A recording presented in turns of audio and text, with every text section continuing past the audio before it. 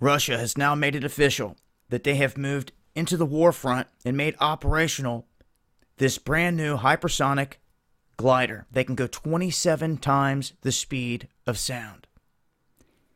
Vladimir Putin himself has made comments that this is a weapon that changes the game on the face of the planet because no one has the ability to stop it. And I'm going to show you why he says that here in just a second. He says that they're trying to develop something to stop this, but in all reality, when looking at this, the best way to take out any of these missiles is going to be in the boost phase.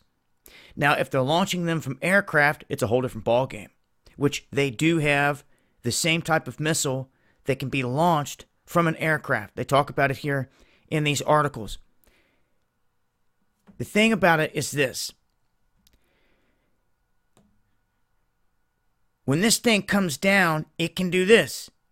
It can dodge anything coming at it versus traditional weaponry that stays on a straight path and it's easy to get hit for ABM systems because they come in a straight line. These hypergliders can now go 27 times the speed of sound and they can dip back and forth, missing anything it's trying to hit it quickly. Not to mention, all they got to do is equip these things as well with flares or something else that pulls heat-seeking stuff off of them as well. There can be an array of things connected to this. This is why they're saying it's so huge. And here's another reason it's so huge. The United States has nothing set up in Europe to counter this. Europe has nothing. If they've been depending on the United States for help and defense this whole time, well, now we have a situation where these new missiles have been put right on the forefront. They're being rolled out. They're telling the whole world this. And Russia's trying to extend a treaty.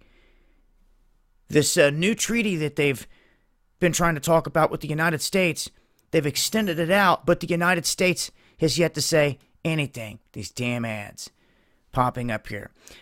This is a look at what they can do in trying to get these hypergliders way up into the atmosphere and then dropping them from there on a target. They're saying in this boost phase is when you got to take them out. But they're saying the best way to be able to take them out is from space.